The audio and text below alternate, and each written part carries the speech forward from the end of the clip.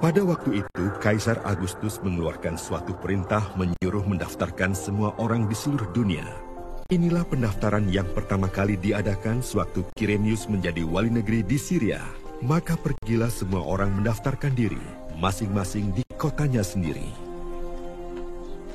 Demikian juga Yusuf pergi dari kota Nazaret di Galilea ke Yudea, ke kota Daud yang bernama Bethlehem, karena ia berasal dari keluarga dan keturunan Daud, supaya didaftarkan bersama-sama dengan Maria, tunangannya, yang sedang mengandung. Ketika mereka di situ, tibalah waktunya bagi Maria untuk bersalin.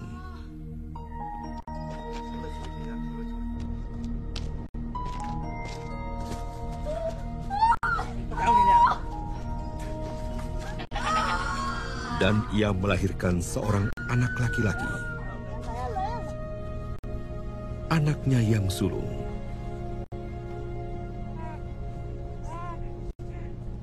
Lalu dibungkusnya dengan lampin dan dibaringkannya di dalam palungan, karena tidak ada tempat bagi mereka di rumah penginapan.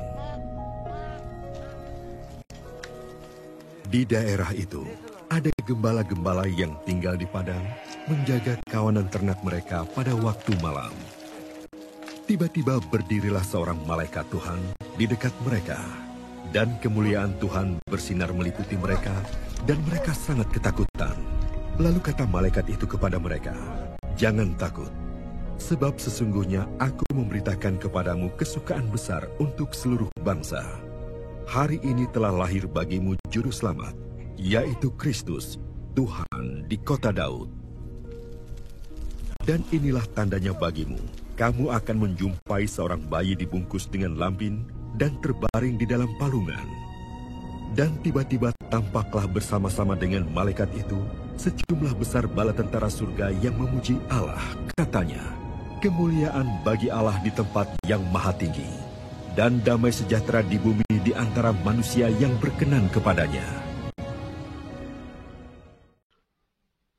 Bila seorang bayi lahir di tengah keluarga kita, berita kelahirannya langsung kita sebarkan kepada semua sanak saudara.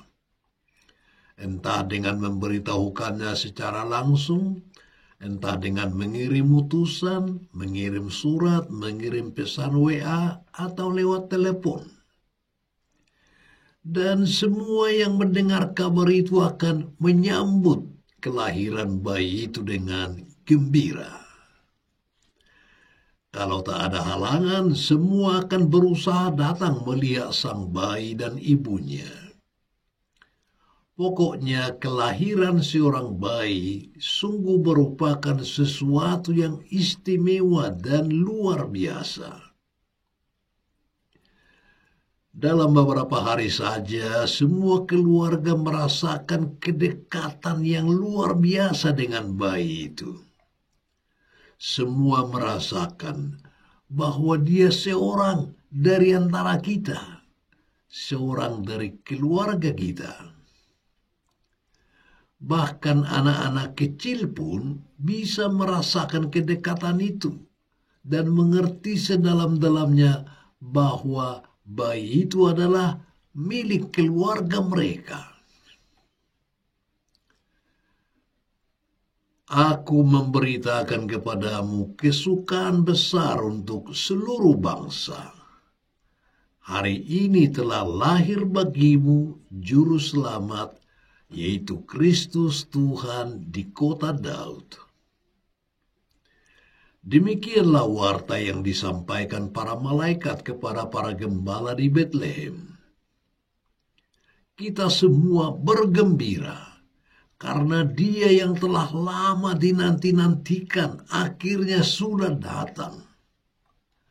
Kelahirannya menjadi kesukaan besar untuk seluruh bangsa. Karena selama ribuan tahun kedatangannya telah dinubuatkan dan dipersiapkan. Namun yang membuat kita paling bersukacita ialah warta malaikat yang mengatakan, "Telah lahir bagimu juru selamat." Ternyata anak itu dilahirkan untuk diberikan kepada kita. Dia dilahirkan untuk menjadi milik kita, untuk menjadi seorang dari antara kita. Maka sekarang kita boleh berkata, Allah telah menjadi milik kita.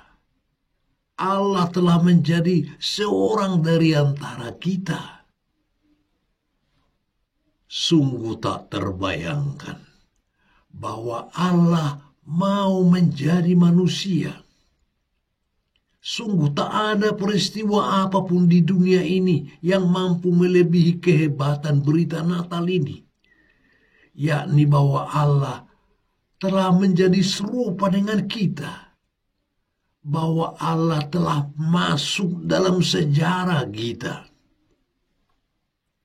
Dia mengalami nasib kita. Dia merasakan kegembiraan dan kesedihan kita. Dia berjalan bersama kita. Dia mengalami perjuangan kita. Dia mengalami dan menjalani segala susah payah kita. Itulah yang persis terjadi pada hari Natal. Allah menunjukkan bahwa Dia mau menyertai kita manusia yang lemah ini dalam suka dan duka hidup kita. Dia bersama kita, hadir dalam segala kejadian hidup kita, yang pahit dan yang manis. Allah bersedia menjadi manusia sama dengan kita. Dengan bebas Allah mau mengalami juga penderitaan kita, mengalami masalah-masalah kita, pertanyaan-pertanyaan kita yang tidak terjawab. Bahkan Dia mengalami kematian kita. Semuanya itu ingin dialami Tuhan bersama kita dalam diri Yesus yang hidup bersama kita.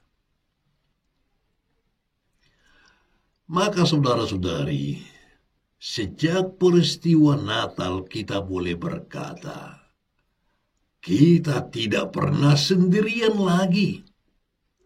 Di samping kita ada Allah.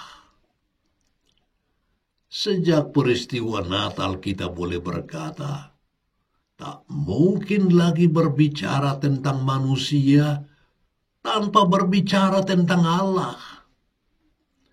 Dan tak mungkin pula kita berbicara tentang Allah tanpa berbicara tentang manusia. Saudara-saudariku yang dikasihi Tuhan, kita lalu bertanya, untuk apa semuanya ini dilakukan Allah? Mengapa Allah menjadi manusia, menjadi seorang seperti kita? Warta malaikat di Bethlehem dengan jelas mengatakan, telah lahir bagimu juru selamat. Ternyata Dia lahir untuk menyelamatkan kita.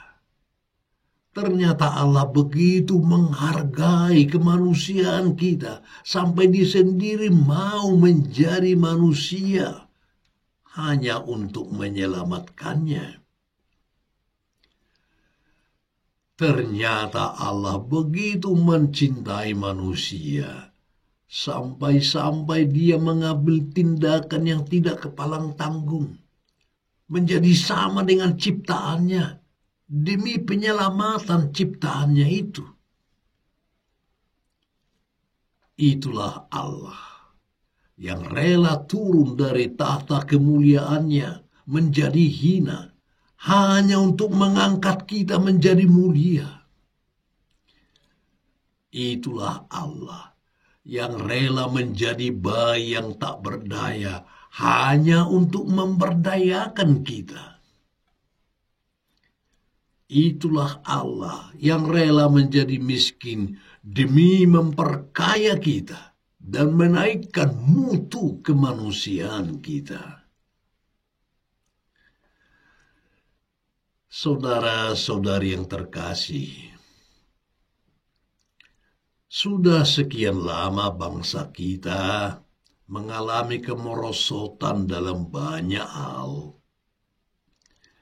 Ada berbagai krisis yang melilit perjalanan bangsa kita. Bangsa kita dikenal sebagai bangsa yang berkebudayaan dan berperadaban tinggi. Tetapi ternyata krisis budaya dan peradaban makin kental di antara bangsa ini. Suatu keadaban yang diwarnai rasa curiga, iri hati, perselisihan, dan balas dendam telah mengganggu hubungan antar warga bangsa. Bahkan kebebasan beragama dan beribadah menghadapi berbagai halangan karena melemahnya sikap tenggang rasa di antara kita. Bangsa ini kita bangga-banggakan karena Bhinneka Tunggal Ikanya. Tetapi ternyata ada gejala bahwa kita makin tidak bersatu. Di tengah segalanya ini, seruan malaikat di Bethlehem hendaknya masih bisa bergema dalam hati kita. Aku memberitakan kepadamu kesukaan besar untuk seluruh bangsa. Hari ini telah lahir bagimu juru selamat, yaitu Kristus Tuhan.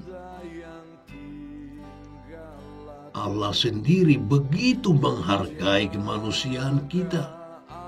Padahal kita sendiri dengan seenaknya mempermainkan kemanusiaan, merendahkan martabat sesama, memeras orang lain, dan menari-nari di atas penderitaan sesama. Allah sendiri rela merendahkan diri sedalam-dalamnya hanya untuk mengangkat harkat kemanusiaan kita. Padahal kita sendiri merusak kemanusiaan kita dengan terorisme, premanisme, judi, prostitusi, korupsi, narkoba, minuman keras, dan lain-lain sebagainya. Maka saudara-saudari, kalau memang kita dengan tulus merayakan Natal, sebenarnya kita mau menyatakan bahwa kita bersedia bekerja sama dengan Allah untuk menyelamatkan kemanusiaan kita. Dengan merayakan Natal, kita barui kembali tekad kita untuk menaikkan mutu kemanusiaan kita. Setiap orang Kristen dipanggil untuk mencintai kemanusiaan seperti Allah mencintainya. Setiap orang Kristen seharusnya menjadi orang-orang yang bermutu kemanusiaannya. Sebab kalau kita sendiri tak bermutu, tak mungkin kita memperbaiki mutu bangsa ini. Aku memberitakan kepadamu kesukaan besar untuk seluruh bangsa.